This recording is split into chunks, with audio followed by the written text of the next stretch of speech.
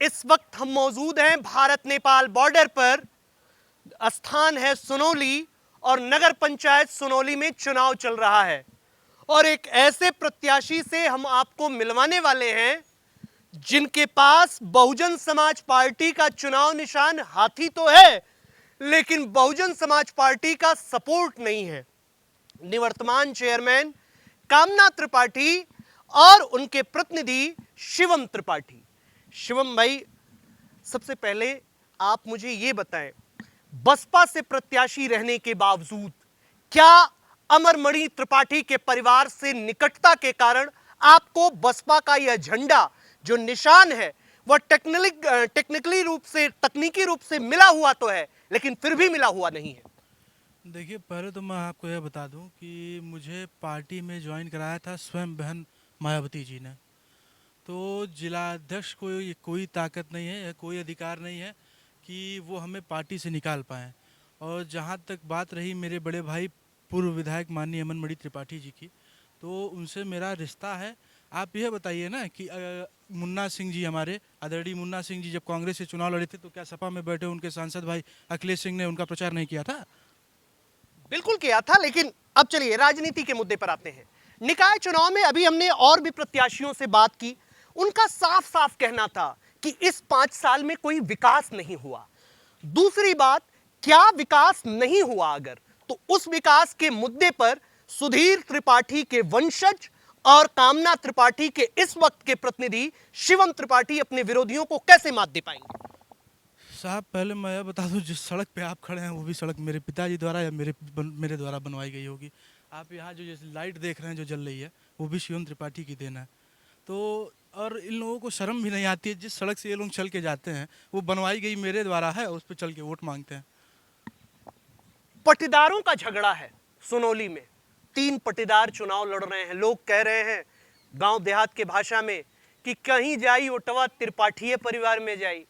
तो त्रिपाठी परिवार में जो ओटवा जाई तो ये ऐसा तनाइन बार त्रिपाठी परिवार की तीनों मिलल बाणे आ जनता के भरमौले बाणे।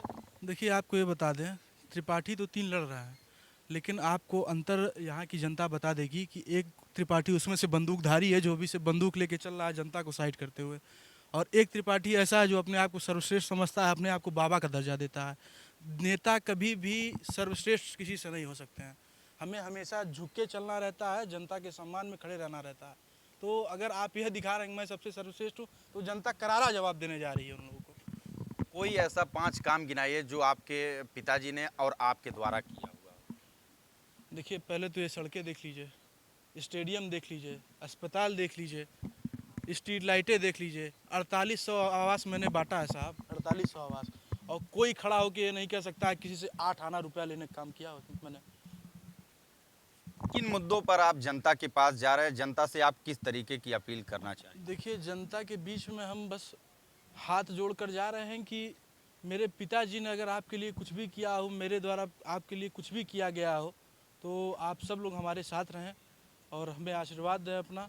सब लोग तो साथ रहेंगे, आशीर्वाद भी देंगे, लेकिन लोगों का एक आरोप है कि सुधीर त्रिपाठी की जो व्यवहारिकता थी वह शिवम त्रिपाठी में कहीं झलक नजर नहीं आती। साहब, आप ये बताइए, 30 साल का अनुभव और 2 साल के अनुभव में अंतर होता है। ये मैं नहीं कहूँ, ये मैं 30 साल का अनुभव 2 साल के अनुभव में अंतर होता है, ये सही बात है, लेकिन उसी परिवार के हैं आप। आपने अपने पिता को बचपन से देखा है, पिता किस तरीके से लोगों से मिलते थे, पिता किस तरीके से लोगों का फॉलो अप करते थे, पिता किस तरीके से लोगों का काम कराते थे। क्या शिवम त्रिपाठी की यह चूक आने वाले इस चुनाव में कहीं आपके हार का वजह तो नहीं बनेगी? देखिए, मेरे पिताजी का आशीर्वाद मेरे साथ है, मेरी जनता का आशीर्वाद मेरे साथ है। और आपको एक चीज़ बताऊं कि मुझे सिखाने वाले तो मेरी जनता ही है। 2 साल में चला मेरे।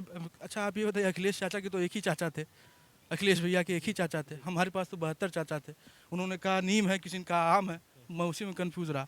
लेकिन अब जनता का जो प्रेम और स्नेह मुझे मिल रहा है, तो जनता सबक सिखाने जा रही है लोगों को। जिन्होंने मेरे साथ दुर्व्यवहार किया, जिन्होंने 5 साल मलाई काटी और फिर अपने अपने रास्ते चले गए। शिवम त्रिपाठी के 3 ऐसे काम जीतने के बाद कौन से होंगे जो वो सबसे पहले करना चाहते हैं?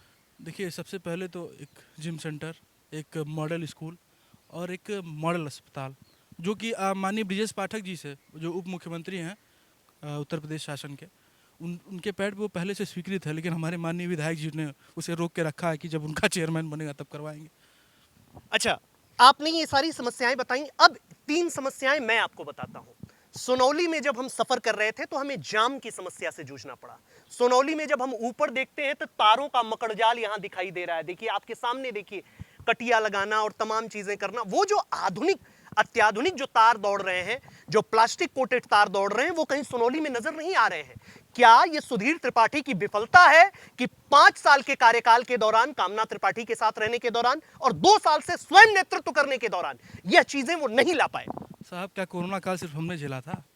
क्या सरकार ने नहीं झेला था? तो सरकार काम तो करा रही है। योगी आदित्यनाथ का काम है कि वो कहते हैं विकास हो रहा है, कोरोना के बावजूद विकास रुका नहीं है। क्या शिवम त्रिपाठी के यहाँ विकास रुक गया कोरोना की वजह से? देखिए, मैं आपको बताऊं, आप त्रिलोकपुर चले जाइए, जगह जगह खोद के हमने पाइपलाइन डालने का काम किया, जगह जगह हमने वो अंडरग्राउंड तार डालने का काम किया है। तो काम चल रहा है, ऐसी बात नहीं, लेकिन कोरोना काल ने उसकी रफ्तार धीरे कर दी।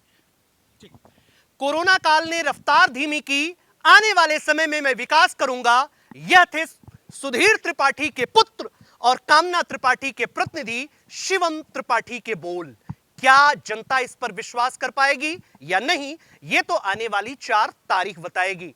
फिलहाल धरातल से जुड़े रहने के लिए और धरातल के पाने के लिए समाचार फॉलो अप करिए यूपी टीवी समाचार।